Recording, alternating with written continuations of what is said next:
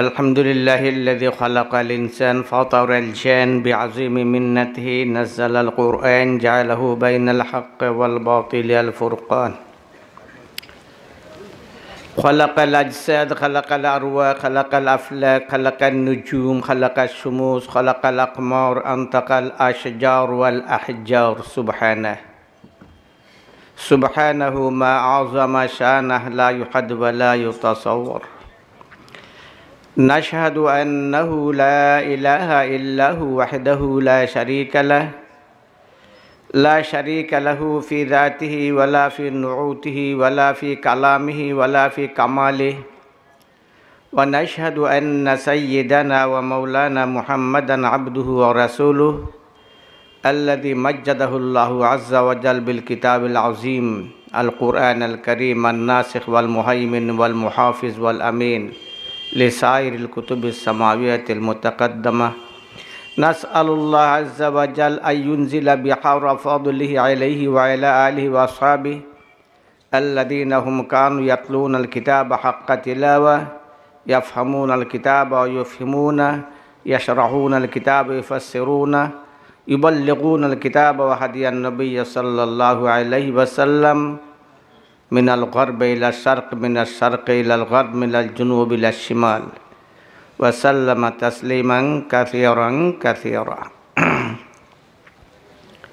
أما بعد فأعوذ بالله من الشيطان الرجيم بسم الله الرحمن الرحيم سبح لله ما في السماوات وما في الأرض চান্দিপুর আলামিন ইসলামী যুব সংঘ এর উদ্যোগে আয়োজিত সপ্তম তাফসিরুল কুরআন মহাসম্মেলনের সম্মানিত মুহতারম মুকাররম উস্তাজিল মুআজ্জম বর্ষিয়ান ব্যক্তিত্ব জনাব সভাপতি সমাগত কুরআন প্রেমিক সম্মানিত উপস্থিতি, অল্পক্ষণ আপনারা সামনে সংক্ষিপ্তভাবে কিছু আলোচনা পেশ করার চেষ্টা করব। আল্লাহ তাআলার কাছে তৌফিক চাই।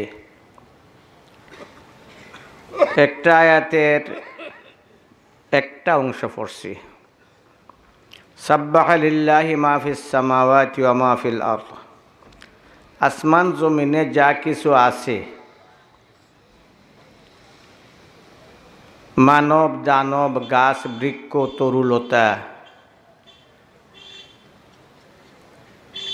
এইগুলার মাঝে মানব আর দানব সারা যতগুলা আছে সবগুলাই আল্লাহ তাআলার তসবিহ পড়ে। আসমানও জমিনও পাহাড়ও পর্বত সাগর সমুদ্র যা কিছু আছে সবে আল্লাহর না তসবিহ পড়ে, আল্লাহর পবিত্রতা বর্ণনা করে।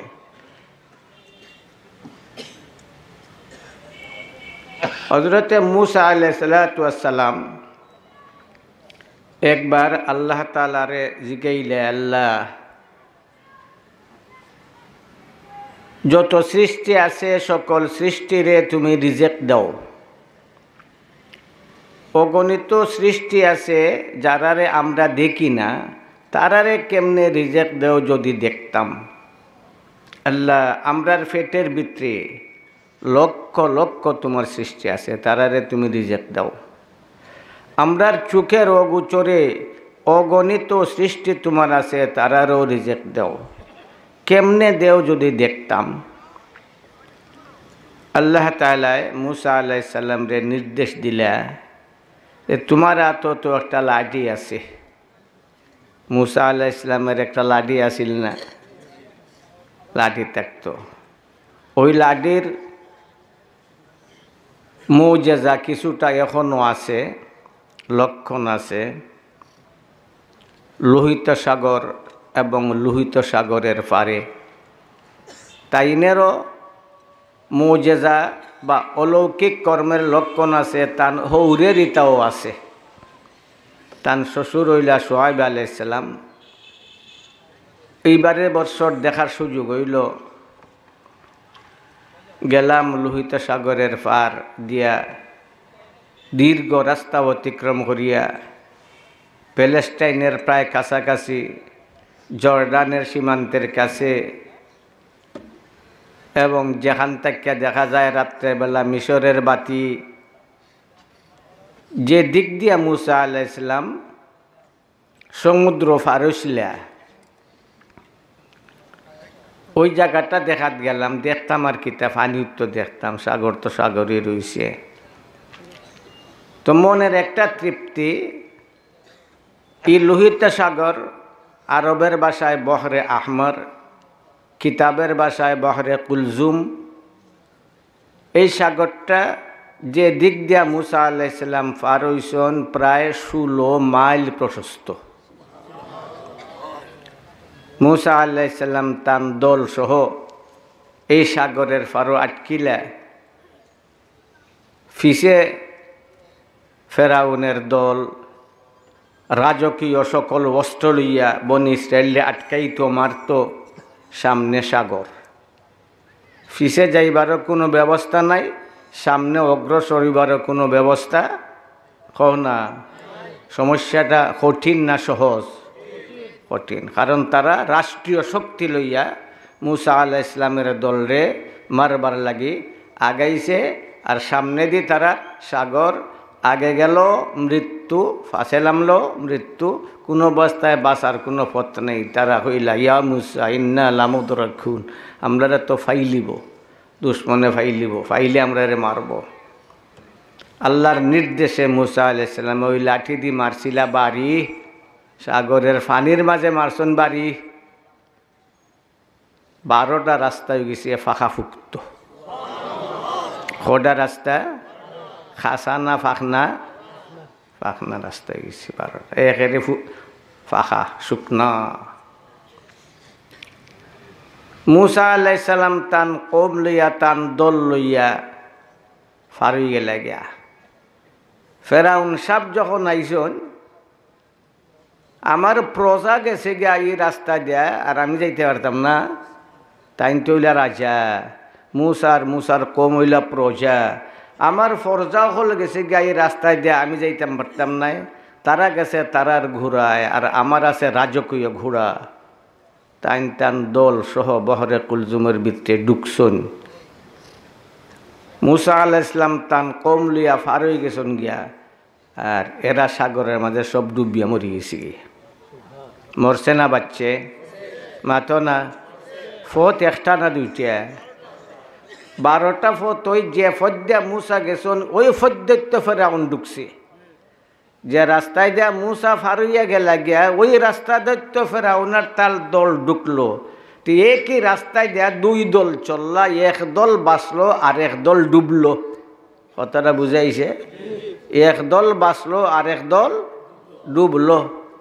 রাস্তা তো একটুই নেই, একই রাস্তায় চলছেন 2 দল। খেনে বোঝা গেল শুধু রাস্তার দ্বারা বাঁচা যায় না, শুধু রাস্তার দ্বারা না, শুধু রাস্তার দ্বারা বাঁচা যায় না। শুধু কোরআন শরীফ পড়লেই বাঁচা যায় না, কোরআন শরীফের অর্থ বুঝলেই বাঁচা যায় না, শুধু কোরআন শরীফের উপরে আমল করলেই বাঁচা যায় না, শুধু কোরআনের তফসির করলেই বাঁচা যায় না। ইউদিল্লু বিহি কাসীরা ওয়া ইয়াহদি বিহি কাসীরা। এই কোরআনে কেউরে জাহান্নামের ইন্ধনে পরিণত করে আর কেউরে জান্নাতের অধিকারী বানাই দেয়। কোরআন একটাই, কোরআন না, কোরআন একটাই। মুসা আলাইহিস সালামের লাঠি দিয়ে বাড়ি মারলা, একলা মুসা একলা দিয়ে। আমরা সকলে মিললে গিয়া সুরমা সাগর বাড়ি ফেলাই লাঠি দিয়ে। ফত অহট্ট হইতো না, চাইনের 12টা হয়েছে, আমরা সকলে মিললে বাড়ি দিলে অহট্ট হইতো না। নি ওইব নিবা মাতো না, ওইব নি, ওইতো না। কেন? মুসা আলাইহিস সালামের লাঠির মাঝে আছিল আল্লাহর কুদরতের নিশানি। বাড়ি তো মারলা, এমন বাড়ি মারলা যে বাড়িয়ে সাগর তো হইল রাস্তা। ইফারও ইয়া কেমনে ফার হইতা? ইফারও লোহিত সাগরের ফারের মাঝে একবারে কিনারো সারাটা একবারে জর্ডান পর্যন্ত বিরাট উঁচু উঁচু পাহাড়। এখানে ইয়া সমতল যাওয়ার মতো কোনো ব্যবস্থা নাই। আল্লাহর কুদরত এমন, পানিত মারলা বাড়ি হইল রাস্তা 12টা, কিন্তু ওই বাড়ির আগাতে রাস্তা ফাইটটা, বিরাট রাস্তা, দীর্ঘ কয়েক মাইল যাবৎ খোলা রাস্তা হয়ে গেল গিয়া। পাহাড় উঁচু, এখনো পাহাড় আছে, পাথরের পাহাড়। ঢুকলাম ভিতরে, ভয় লাগে, ওই এত উঁচু পাহাড়, জনশূন্য একবারে, শুধু ফাঁকির ঝাঁক আছে, মানুষ নাই। অনেকটা আগাইলাম, আগানোর পরে ড্রাইভারে হইলাম, বাবা একবেলা আটকাইলা, আর গাড়ি যাইতো নাই। আমরা লামিয়া কিছুটা আগাইলাম, আর সাহস হইল না আগে যাইতাম। কত লম্বা রাস্তা, জানাও নাই, ইতার ইতিহাসও জানা নাই, তো কত লম্বা রাস্তা। আইয়া লামলা এখানে বিরাট ময়দান আছে, সেই ময়দানে পরে গেলাম মুসা আলাইহিস সালামের বাড়িত। বলে তান বাড়িটা দেখি কিল্লা খান, এখনো বাড়ির এই যে খাট ওইগুলো লটকাইল আছে। আমার চিন্তা লাগলো, এই লোহিত সাগরের পানি অত্যন্ত লবণাক্ত, মুখও রাখাই যায় না, ফালাই দেওয়া লাগে। আমরা উজু করছি, তাড়াতাড়ি ফালাই দেওয়া লাগে, এত লবণাক্ত। এই টাইনের দলের মানুষ এরা পানি ফাইল কই, পানির নাম, আরেকটা নাম হইল জীবন। পানি না হইলে বাঁচার কোনো ব্যবস্থা নাই, পানি হইলে কয়। ওইটা চিন্তা করিয়া সাথীরারের ওই আগাইরাম পাহাড়ের উপরে দিয়া। সেইখান থেকে দেখি একটা ঝর্ণা জারি হইছে। বলে ঝর্ণা জারি হইল কেমনে, তারার জানা আছে। মুসা আলাইহিস সালামে লাঠি দেওয়া ওইখানে মারছিলা গুতা, আর টিউবওয়েলের মতো পানি জারি হয়েছিল, পানিটা এখনো চালু আছে। দিলাম মুখো, সাথীরাও বোতল বরলো, কইলাম বোতল বরিয়া নেও, তারাও তো গেছে না কোনো দিন, সপ্তাহ তো আর জানেও না। পানি খাইলাম, অত মজা পানি, অত মজা পানি, এখনো ওই পানি চালু আছে। তো মুসা আলাইহিস সালামের সাথে লাঠি থাকতো একটা। আল্লাহরে যখন জিকাইলে, তখন মুসা আলাইহিস সালাম রে আল্লাহ কইলা, তোমার তো আছে লাঠি, তুমি বড় একটা পাথর বাড়ি মারো, আঘাত করো। মুসা আলাইহিস সালামে পাথরের উপরে মারলা জুড়ে বাড়ি। মুসার মাঝে তো নবুয়তের শক্তি আসিল নানি, খুব বড় পাথর, শক্ত। একবারই দিছে, ওনার পাথরের এক টুকরা আলাদা হয়ে গেছে। আল্লাহ এখন আরেকটা মার, আরেকবার মারছেন, পাথরের আরেক টুকরা পিতে কইছে। লাঠি তো ভাঙল না, না তো না, লাঠি হো না। ওয়ামা তিলকা বিয়ামিনিকা ইয়া মুসা ক্বালা হিয়া আসাই আতাওয়াক্কাউ আলাইহা ওয়া আহুশু বিহা আলা গনামি ওয়া লিয়া ফিহা মাআরিবু উখরা। যে লাঠির আলোচনা কোরআন শরীফ আছে না নাই, মাতো না। মুসায় মারছন, মুসার লগে আল্লাহ মারছন, লাঠির আলোচনা। ই লাঠি তো দিছিলা তাইনের হৌরে উপহার। তার হৌরের নাম কি দে না, সোহাইব আলাইহিস সালাম, তাইন দিছিলা। ওইতে হৌরের বাড়িটাও দেখি, খালি দামানদের বাড়ি দেখলাম, হৌরের বাড়িটা দেখি পাথরের পাহাড়, পাথর খুদ দিয়া তানরা যে গড় করছিলা, এইখানে তান আস্থা পরিবার আসলা, গড় ঘরত ঢুকলাম। আমি মনে মনে খালি টুকাই ছাগল তুইটা গুনানো, বুঝছো না কথা। মুসা আলাইহিস সালামে ছাগল রাখছিলা না নি, ছাগল কোনা তুইটা। তো দেখলাম এত সুন্দরভাবে কামরা উমরা আছে। ঘরের ভিতরে যখন ঢুকলাম, বোঝা যায় যেমন এয়ার কন্ডিশন। সেই যুগে তো যন্ত্রপাতিও আসিল না, কেমনভাবে বানাইলা, এখনও অক্ষত অবস্থায় রয়ে গেছে গিয়া। তো মুসা আলাইহিস সালামের লাঠি ভাঙল না, লাঠির আঘাতে পাথর টুকরা টুকরো হয়ে গেল গিয়া। খোটা বাড়ি দিছন 2 বাড়ি, টুকরা খোটা গেছে 2টা। কোন আরেকবার বাড়ি দে, আরেকবার দিছন বাড়ি, আরেকটা টুকরা পৃথক হইয়া গেছে। এই 60 টুকরায় বিভক্ত হয়ে গেল বিরাট নিচ্ছিদ্র কঠিন পাথর।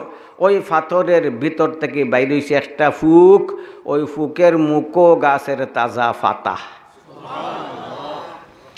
মুসা আলাইহিস সালাম তো একবারে অবাক, যে পাথরের মাঝে কোনো ছিদ্র নাই, এই পাথরের ভিতরে ফুকা বাঁচলো কেমনে? শ্বাস প্রশ্বাসের দরকার আছে না, বাঁচলো কেমনে? আচ্ছা বাঁচি গেল বুঝলাম, গাছের তাজা পাতা তার মুখে পাতা ফাইল কয় দিল খে। খো না, খো না, জোরে খো না, আরে জোরে খো না। ইন্নাল্লাহু ওয়ার রাজ্জাক, ইন্নাল্লাহ ওয়ার রাজ্জাক যুল কুওয়াতিল মাতিন। আল্লামা আলুসি রহমতুল্লাহ লেখেন আরো হুনতে খালি ফাত্তরের ভিতরে ফুক ফুন্নি তাজ্জুব করলে আরো আজ্ঞাও আরো শুনো।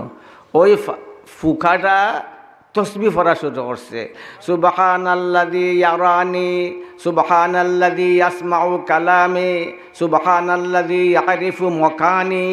তসবি পড়ে ফুকে, কিতা পড়ে না তসবি পড়ে।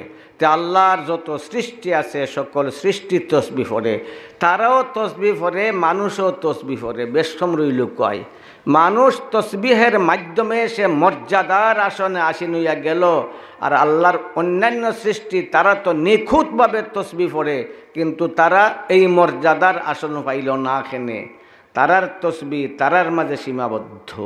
আল্লাহর অন্যান্য সৃষ্টির তসবি তারা নিজেরার মধ্যে সীমাবদ্ধ, কিন্তু মানুষের তসবি মানুষের মাঝে সীমাবদ্ধ না, বরং মানুষের তসবি গাছ বৃক্ষের উপরে প্রভাব বিস্তার করে, তরুলতার মাঝে প্রভাব বিস্তার করে, বরং নির্জীবের মাঝে প্রাণ সঞ্চারিত হইয়া যায়। তো আল্লাহ তাআলা আমরা সবাইরে তৌফিক দিক, আমরা যেন আল্লাহর তসবি সঠিকভাবে পড়তাম পারি। সবাই হইন আমিন।